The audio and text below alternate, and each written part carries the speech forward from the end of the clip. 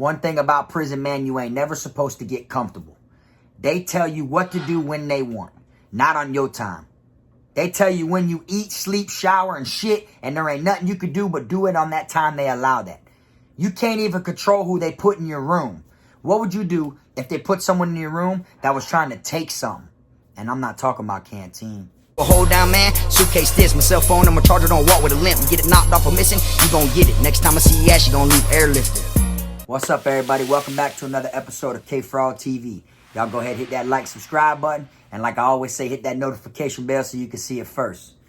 Y'all ever want to catch me on a day-to-day basis? You know, I put this out there now in the beginning of my videos. Y'all can catch me on KFROG Gaming. I stream anywhere from 1 to 3 times a day. All right? Nothing but good vibes, though. Y'all come check it out and hang out. All right, now for this one here, I'm going to be speaking on a situation that I will never forget when I was inside of Florida State Prison. I will never forget this. This right here made me, like, look at prison like, oh, my God. Okay? Literally. And I'm going to be speaking on someone in particular, an inmate that was in there when I was in there. He's still in there right now serving a life sentence. You know, and I've spoke on parts of this story before in prior videos, but now I'm going to give y'all that straight real spill. That straight real deal from point A to point B to point C all the way to Z. I'm going to break it down to y'all to let you know there ain't nothing you can do in some situations because the way the system is built, it's like a concentration camp. Okay? The structure of these facilities are built just like old concentration camps from back in the day, like how they do it at wars, you know, and stuff like that. So anyways, the inmate I'm going to be speaking on today, his name was Gangster. Okay? And he was affiliated. He was a GD of folk. His name was Gangster. Okay? I'm going to give you a little rundown about Gangster, and then I'm going to break it on down to the shit that happened. All right? Now, Gangster, he was like an older dude, like 30-something years old. This was probably like when I was like 25, I'd say. Let's say about 5 years ago. Okay? We're talking about 2017 area, like around there. All right? Now, Gangster, he came to Charlotte, CI. When he came to Charlotte, CI, he was a GD. He was one of them gangster disciples that none of his brothers liked him. He ran by himself. He would go to a damn dorm and stab someone and wouldn't give a damn if they gangbanged or not. Okay? And me, personally, I never even spoke to him. But I knew who he was because the way he carried himself. And he actually ended up getting put in a situation. He got into it with the Zoes, another gang that ended up, you know, wetting him up. All right. And I broke that down in a prior video before, I think, where, you know, he got into it with one of the Zoes. The Zoes ended up wetting him up. He cut one in the face. He went to war against the Zoes on his own. His brothers left him out in that water to get eaten by the Zoes. They didn't back him. You know, he was the type of gang member to where when he go see his brothers would always present him with arms and hands open to give him things because they prevented him from trying to rob them. You know, that's how he was. Now, he ended up getting transferred from Charlotte after this shit that happened with the Zoes. Well, a good 8-9 months later, I'm in confinement doing a 230-day stretch in the box at Charlotte, CI. All right? While I'm in the box, this is when Hurricane Irma hit down here in Florida. If y'all remember that, it was late 2017. Hurricane Irma came down to Florida and was doing some damage. Now, like I said, I was in confinement. And I'll never forget it. Okay? Our water was off for 3-4 days. Even our lights were off. You know? Like, it was like some bullshit. They fed us peanut butter sandwiches and carrot coins. Carrot coins is whole raw carrots cut up in chunks, so they look like little coins. They look like, you know, that's how they look. They fed us that for 3 to 4 days. Our water was off. We had to shit on top of each other's shit inside of our cell, me and my bunkie, all right? All the inmates, you know, they didn't want the trustees working that day, which is the people that walk around and clean up in confinement. They didn't have them working due to the storm. So what did me and a bunch of other damn people inside of our quad did? We bust our sprinkler inside of our cell and we flooded that shit, you know, because they were trying us. The officers didn't even want to bring us our food around this time. That's how bad it was. That's how bad of a situation that this storm was. And I had a digital radio hidden inside of my pillow. And when I'd go on there, I'd listen to the forecast. And they said that water was supposed to get up to 13 to 14 feet tall. And I'll never forget, because I was on the top tier, room 3. And the people under me, I would be scaring them on the vent, talking about, boy, you know, I had a jack at the time. So I'm like, boy, anything you want me to tell your peoples, any last messages? Because 13 to 14 foot is taller than the cell. So if it's going to flood that high where we're at, that bottom cell is going to get flooded once the water gets in their window. You know what I'm saying? So, you know, I was in there hanging out, vibing, scaring the people downstairs. So who ends up coming to confinement? Gangster. And I seen him. And when I seen him, I'm like, damn, what the... I could have sworn he got transferred, you know? They ended up bringing Gangster back to Charlotte after he got transferred from there, from getting stabbed. They brought him back.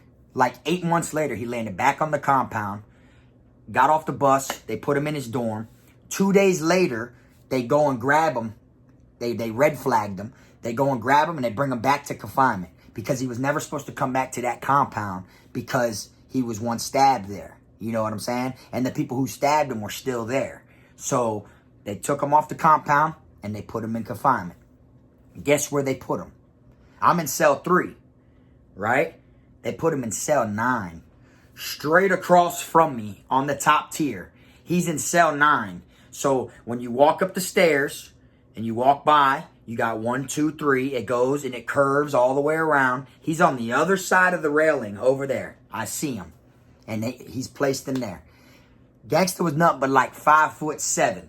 Black dude, cocky dude with a life sentence. He got put in the room with a white boy. This white boy, people used to call him Yao Ming because of how tall he was. Big, tall-ass white boy. You know what I'm saying? So, while he got put in a cell with him, like I said, this is the hurricane time. And I've told it before in a different video or whatnot, that during this time, one of these days, we hear banging on the door. When we hear banging, so it sounds like someone in there fighting. So you got old Goofy Frog. I'm going to drop on the door and be like, ooh, them boys bumping, boy, y'all, boy. Get it, boy, they bumping, boy. Them boys bumping. You know, got the whole dorm turned up. Everybody going at it. Everybody like, nah. And shit like that, you know, like wanting to see a fight. That's what everybody wants. Them boys greeting y'all, them boys getting it in. You hear all the banging on the door. Now, they didn't let us shower for like 5 days. All through the 3 to 4 days of the hurricane. The day after that, they finally had the runarounds come in, clean up everything and shit like that. And then they, you know, started doing showers. Once they started doing the showers, they brought Gangster to one shower and his bunkie to another shower. Because when they do showers in confinement, you got to put your hands behind your back and crouch down and stick your arms through the door, through the flap. It's about this big. You got to stick both your wrists through there so they can cuff you. And then you stand back up. And that's how it is. Bring them boys to the shower. When they bring them boys to the shower, after the shower goes on, they grab Gangster, they cuff Gangster up, they bring him to his cell. Next thing you know, they go to get his bunkie that's in the little cage in the shower. He refuses to cuff up. Now that he's refusing to cuff up, everybody like, damn. Like, you know, he holding the showers up. He making it to where if the time runs out, this shift ain't gonna shower us. If they don't get us before master roster count, it's a wrap. You know, we ain't been able to shower in 4 or 5 days. So everybody on the door talking shit to this white boy. Telling him, boy, you better cuff your ass up, boy. I'm trying to shower. Everyone's been taking bird baths with water and shit like that. They just turned our water and our sinks on. You know, so everyone's talking crap to this white boy. Now, next thing you know, white boy tells him straight up, nah, I ain't cuffing up. I ain't going back to my room. And he starts crying. So now everyone's like, man, what's up with this dude, man? What the fuck he got going on? Next thing you know, they go to the cell. They grab Gangster. They cuff him up. They walking Gangster out. He's laughing the whole way as they're taking him out. Then they take the white boy out. Come to find out, all that banging and shit, really, Gangster was raping him. You feel me? He literally took him. He took that shit that day. All that banging on the door and everything we heard during Hurricane Irma in 2017 was when this shit went down. Okay? Now, check this out. Now, this white boy, come to find out, only had like 60 days left in prison. He only had like a year sentence and only had like 60 days left. and they put someone who had a life sentence in his cell during the hurricane. Didn't even come around to do count and everything like they should. Didn't even come around, do their rounds and inspect none of that shit because of the hurricane. None of them officers even wanted to come walk through the storm to come check on people in confinement. We had to eat peanut butter and carrots for 4 days, bro. You know what I'm saying? There was nothing we could do about it. Nothing we could do about it at all. Because they didn't want to bring, you know, the food cart from the chow hall. They didn't even want to bring inmates to the chow hall to work to make the food. So they left us hanging. But I'm pretty sure the people on the compound ate decent. They got food brought to them somehow, you know? It's just the confinement, we always get the shit end of the stick, you know? So after, you know, when the white boy told him that, they took him straight to medical. Boom. Okay? And like I said before in another video, this is when the nurse came in. The nurse came in, she started screaming at the whole dorm. She stood right in the middle of the damn dorm, holding the damn piece of paper up like The Rock used to do when he was on the damn corner in the ring, when he would hold that belt up. You feel me? She held it like that. That's what she did. And she was like, oh, y'all are sick.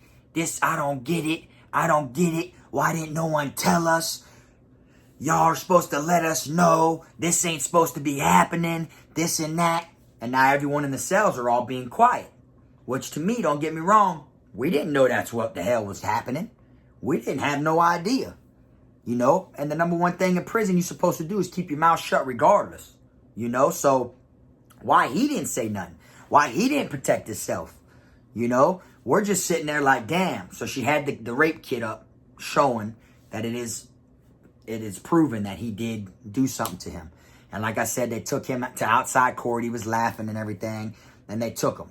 He's a lifer. What he got to live for? He's a certified bandit. That's what he is, a certified bandit, you know? And then once that happened, they caution taped the cell off. They put caution tape over the cell. And I remember staring at that caution tape for like the next 100 days until I got transferred. They literally caution taped it to where no one could go in that cell and stuff. And then eventually, when it got too crowded inside of confinement, that you see officers come in, they rip the caution tape off and just throw some inmates that just came in with fresh DRs that are facing box time now. Throw them right in there, and these dudes don't even know no better. They don't even know that they was just put inside of like a crime scene inside of there. But I would never forget my experience when I was incarcerated during Hurricane Irma.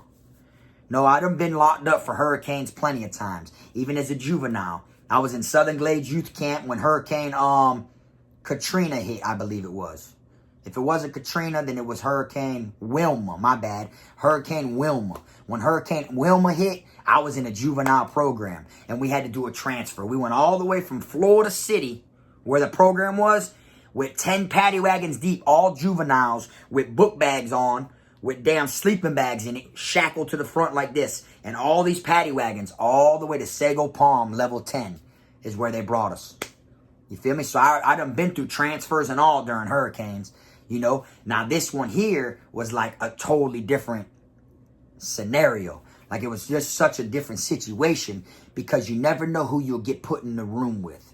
You will never know. Like I said, Gangster was 5 foot something. The white boy was big as hell. Okay?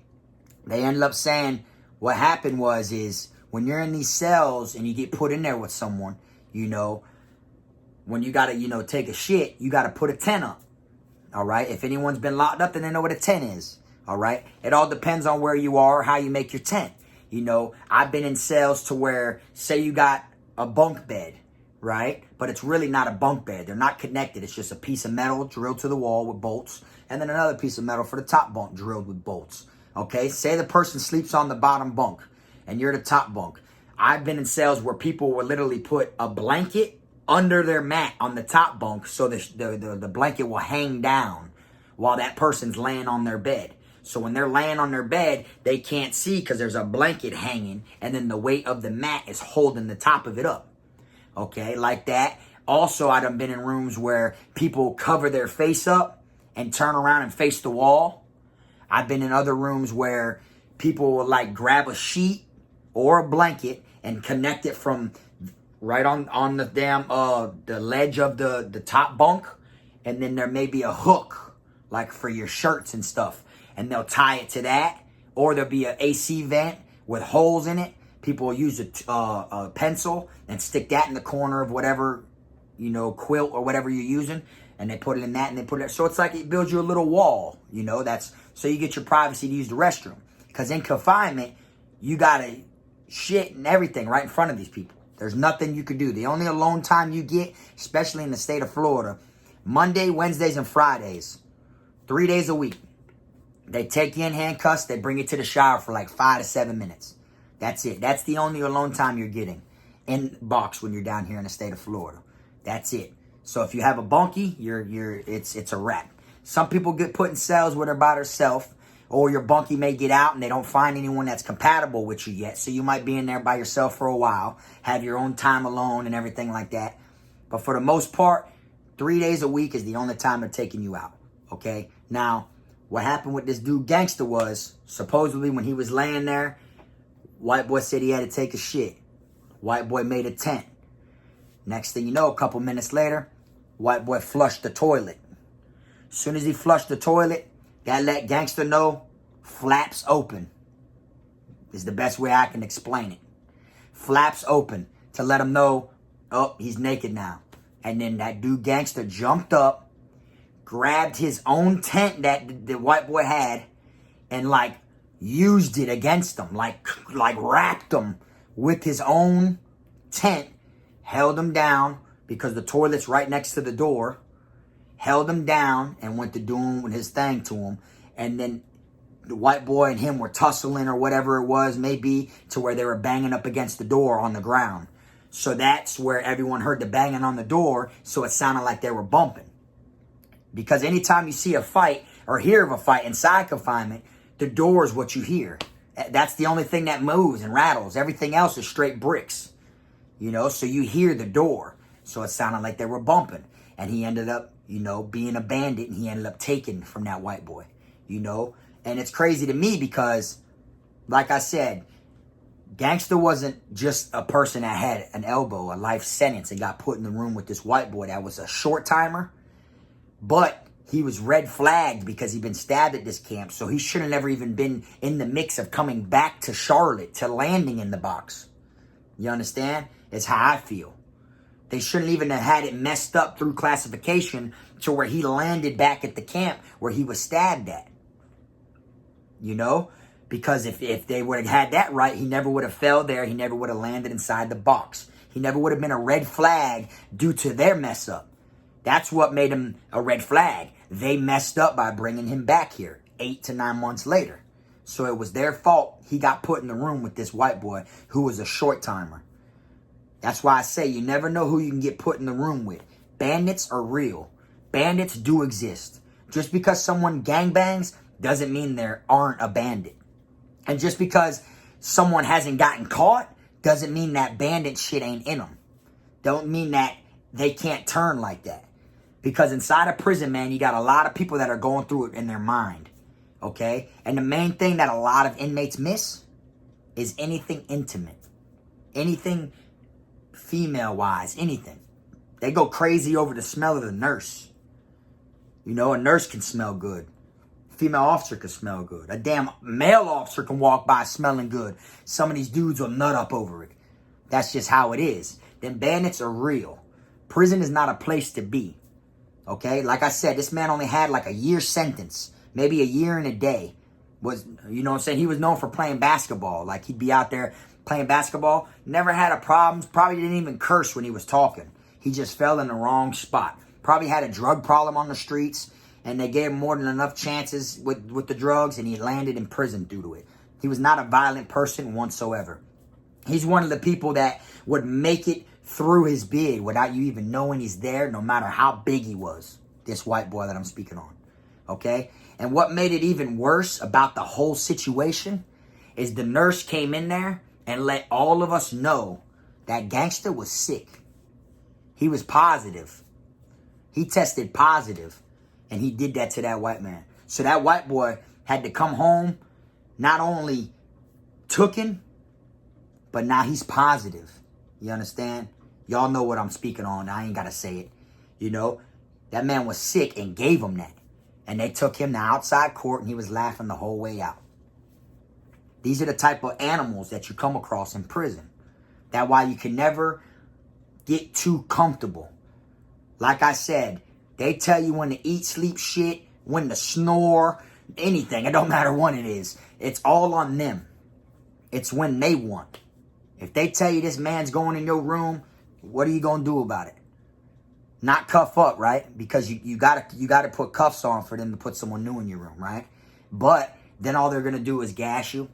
They're going to bring the rapid response team in there. They're going to dish rag you a little bit. Then they're going to move you to another cell, one that ain't covered, the walls ain't covered in gas. They're going to bring you to another cell. And then next thing you know, you're still going to get that bunkie a couple weeks later. And you're not going to know that's the same person they tried to put in your cell the first time. So you got your ass whooped for no reason. This is the type of things that go on a day-to-day inside of prison. Prison is not the way to be. It's not the way to turn out. It's not a place to land. It's not a place to check out, to see if it's cool, see if you can make it through it. None of that. It is not a place that you want to find yourself in, because you never know the monster inside of a person that is sleeping right next to you. Straight up. You got some people that are going through it so badly that for no reason they'll just wake up and look at the person closest to them and get them in their sleep, and you may never wake up. And you and that man were just sharing soups and shit yesterday. You and that man were just playing cards, talking about females, showing each other photo albums. But you don't know what's really going on inside someone's head. You get what I'm saying? And I just want people to know that them bandits are real. I thank God I never landed in a cell with a bandit. Because if any funny shit would have went any type of way, I wouldn't probably be here right now. Me, I would have put a knife so far in him, he would have never, ever tried anything like that with anyone ever again. You get what I'm saying? And that's the type of situations that people get put into. And that's the type of things that people have to deal with inside of prison. That's why I try to speak to let y'all know prison is not a place to go. That boy's name was Gangster. But he was a booger, a booty bandit, a fruitcake. And he was a gang member. And his own brothers didn't even want to X him out. You see what I'm saying? Because they knew he had a life sentence and he had nothing to live for. That's it. The little bit of action he gets from people he takes advantage of is the only action he gets. That's why I said, never try to plan or to even check out prison. Because tomorrow isn't promised and you never know, you can land up in one of them fucked up spots. Straight up. So pray for anyone you know that's inside of prison or anyone you know facing any time. Let them know it is not a game. Do not ever get comfortable. Do not trust nobody. Keep your eyes open. That's simple. And your mouth closed. God gave you one mouth and 2 ears for a reason. So you can listen and watch 2 times more than you speak. You understand? But anyways, man, I appreciate y'all watching this video. Probably ain't even going to get monetized. But you know I'm going to give you that real spill every time. You already know, man. Till next time, it's your boy, Frog.